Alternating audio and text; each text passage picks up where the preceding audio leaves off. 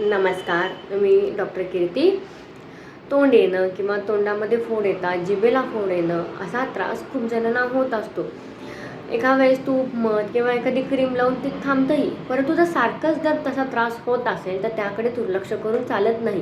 कारण तोंड आल्यावर आपण कमी तिखटाचं खातो आणि जास्तही जेवण जात नाही, सारखं तिखट लागतं आणि त्याच्यामुळे आहार जास्त न गेल्यामुळे शरीरावर त्याचा परिणाम होतो.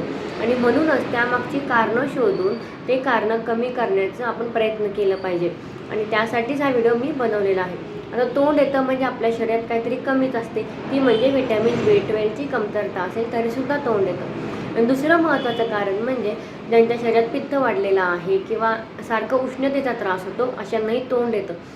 तर अशा वेळेस पोट साफ होत नसेल, गॅसेस होत असतील, पोट फुगत असेल, गुदाच्या ठिकाणीसुद्धा आगाग होत असेल तर त्यामुळे किंवा पचनाच्या तक्रारी असतील तर आपल्याला तोंड येत असतं. म्हणूनच पचन व्यवस्थित होण्यासाठी पोट साफ होणे गरजेचे आहे.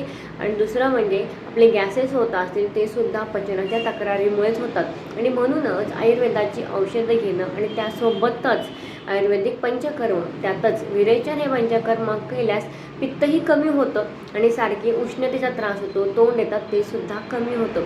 आणि तिसरी गोष्ट म्हणजे पित्तशामक आहार आणि विहार करणं गरजेचं आहे. म्हणजेच काय, ज्याने उष्णता वाढते, पित्त वाढते असे पदार्थ टाळावेत आणि सर्वात महत्त्वाचं रात्री जागरण टाळावं. हे जर तुम्ही केलं तर तुमचं तोंड येणं बंद होऊ शकतं. धन्यवाद.